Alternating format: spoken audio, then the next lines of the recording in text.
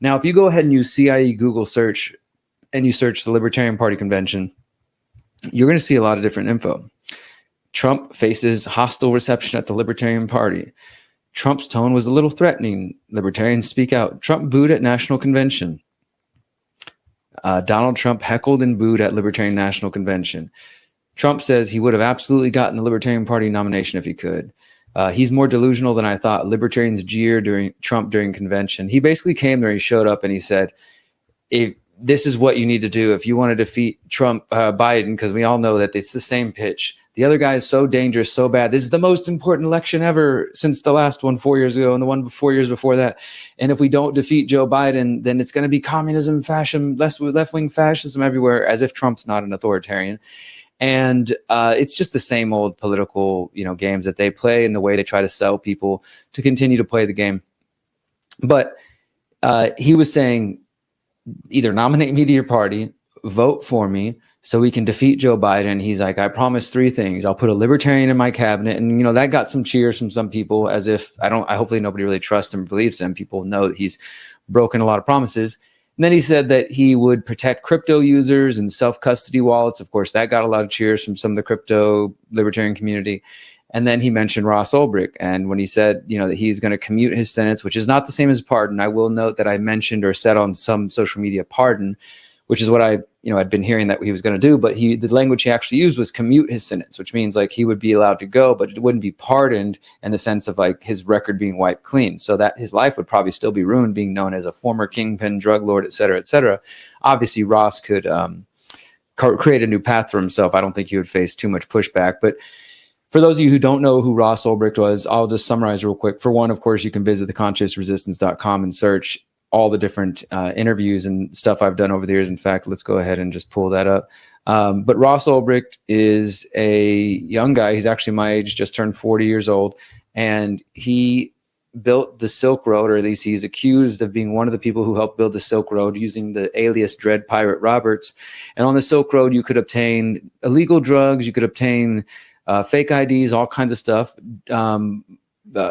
Violence wasn't allowed, child porn wasn't allowed, and it was a libertarian, agorist, volunteerist experiment to try to give people an option to create exchanges and exchange value without government, without banks. I learned about Ross's arrest shortly after it happened. I knew friends who'd bought drugs and stuff off the Silk Road on the deep web, and then I went to the trial in 2015, and I was there for the sentencing, and I reported on it for Ben Swan News, for Mint Press News.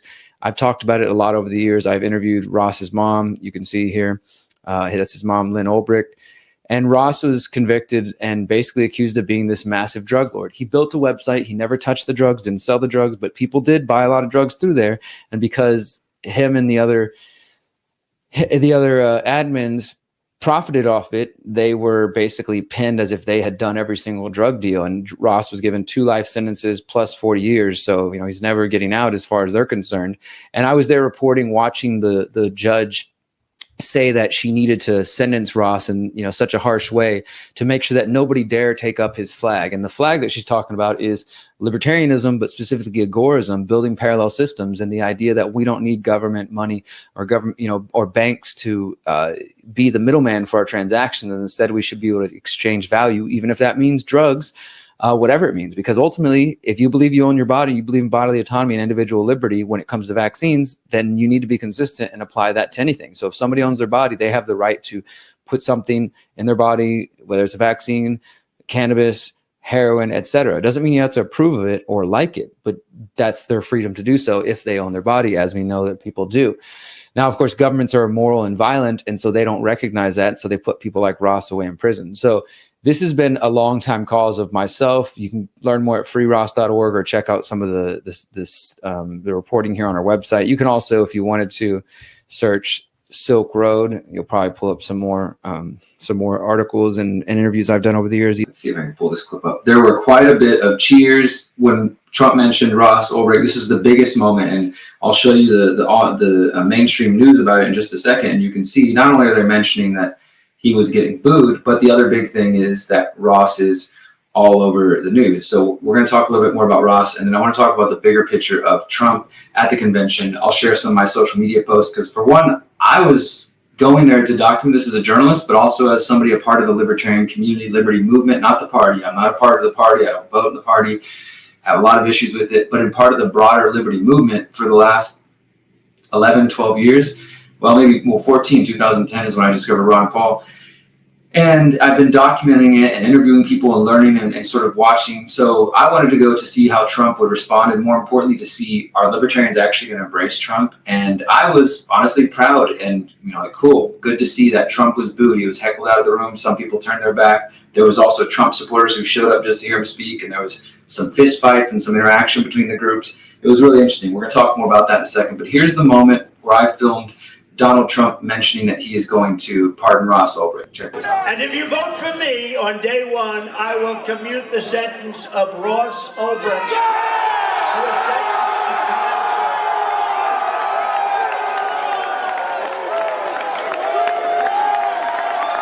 Free Ross! Free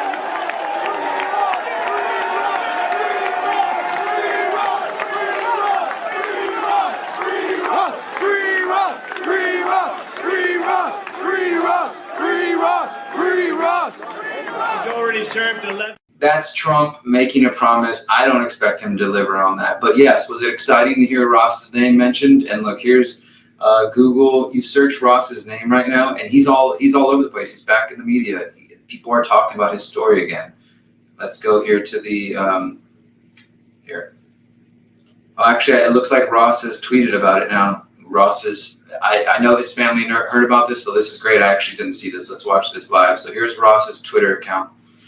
And said, last night, Donald Trump pledged to commute my sentence on day one if reelected. Thank you, thank you, thank you.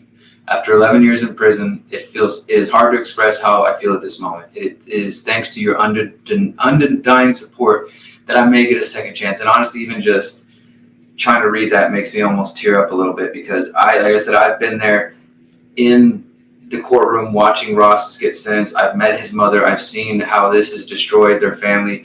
And I don't think Ross did anything wrong personally. You're going to see that Ross was falsely accused of committing or of hiring somebody to do a murder for hire plot. That never was proven in court. It's just one of the ways, like Julian Assange, that they used to badmouth Ross and to try to make him look like this horrible criminal so people won't have sympathy for his story. I've met his mom. I've met his family. They are, they've had to suffer a lot because of Ross's actions. And whatever you think about his libertarian values, Ross really did believe, as many of us do, that he was doing something that was important.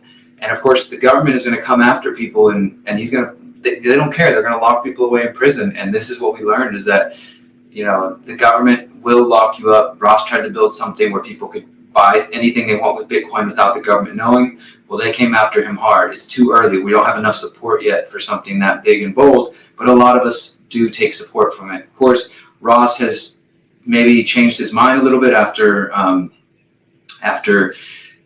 being confined to prison for 11 years now and his family having to suffer. But overall, I think that what Ross did was heroic and tried something big. You could say it was like the hubris of youth. And in fact, Ross and I are the same age. So he just turned 40. I turned 40 at the end of the year, and he's been locked up for 11 years. So he spent his entire 30s locked up. That means he was about 27 when he got arrested. That could have been me. And he's a brilliant guy. And so I definitely very much relate to this story. And I want to see Ross get freed. And it's not just Ross either. All the victims, all the people of the drug war who've been locked up for nonviolent, victimless drug crimes, I think should be freed. Again, victimless, violent, nonviolent crimes. I'm not saying people who are out there killing people or should be let free or whatever. And I'm not saying that drug addiction isn't a problem. But ultimately, libertarians who believe in bodily autonomy, we believe people have the freedom to make those choices. So because of that, and because of Trump's little pledge, which I don't trust him at all, and I don't believe him, Ross is back in the spotlight, and that's a beautiful thing. The other thing, like I said, you look at the news around the Libertarian Convention, they mentioned that, of course, no wannabe dictators, Donald Trump booed at Libertarian Convention. I was there for this. There was a sign some people were trying to hold up that said no libertarian dictators. And it was by one of the actual libertarian delegates called Starchild. And they were dragged out of there pretty violently. It was kind of messed up to see. So people were protesting this. And there's this article, I know it's from CNN, but I actually agree with it. It's an opinion piece. It says what the libertarians are warning us all about Trump.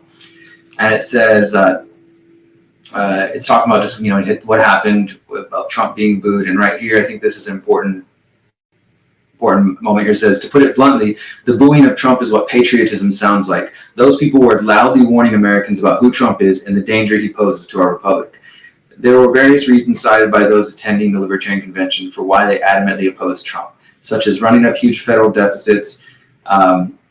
But what jumped out to me, this is the person writing, was that so many people cited Trump's threat to our very way of life. And I agree. I think Trump is an authoritarian. It doesn't mean Biden's not an authoritarian and any of the stuff like that. We don't have to play the two-party games.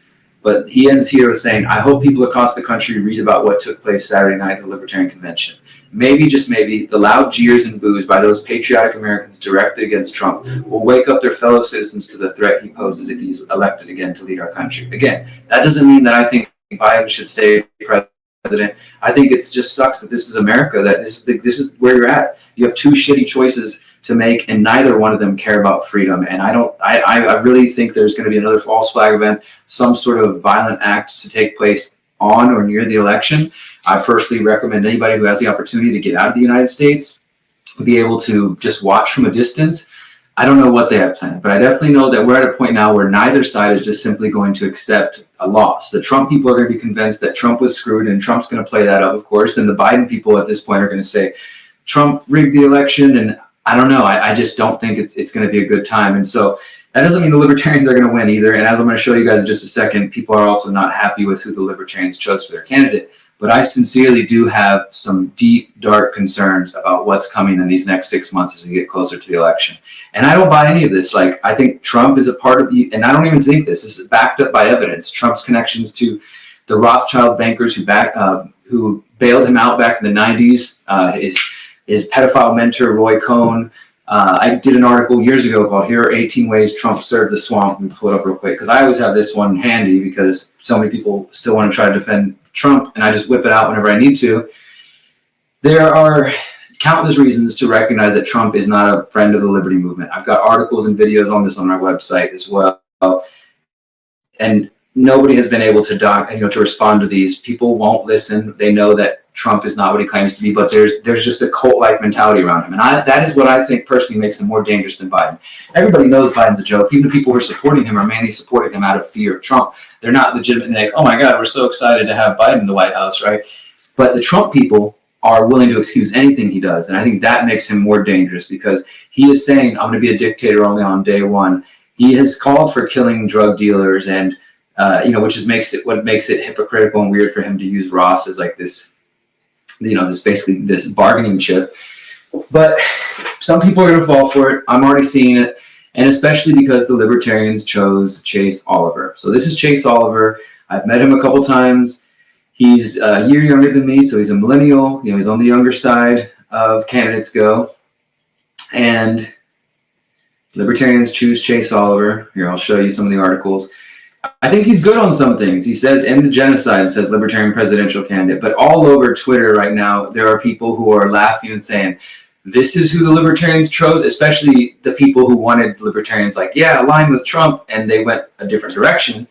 And they chose Chase Oliver. And this is also relates to the fact that there is a kind of a civil war going on within the Libertarian Party, where there's the Mises Caucus, which has been accused of being far right, which I don't think is accurate. And if you want to see, go to my website and you can see an interview I did with my friend Mike Heiss about the Mises Caucus and the accusations that they're a MAGA takeover. But my point is, they wanted to run one candidate, Michael Rechtenwald, and he lost, and Chase Oliver won. And Chase Oliver is seen as more of a kind of moderate. He also happens to be a gay man. And so people who are bigoted and racist can't handle that. Like, oh my God, the Libertarian Party chose an openly gay man who apparently there's pictures of him wearing masks. There's pictures of him like advocating for, I think he may have gotten the vaccines. But this is what people who might not understand libertarianism need to understand.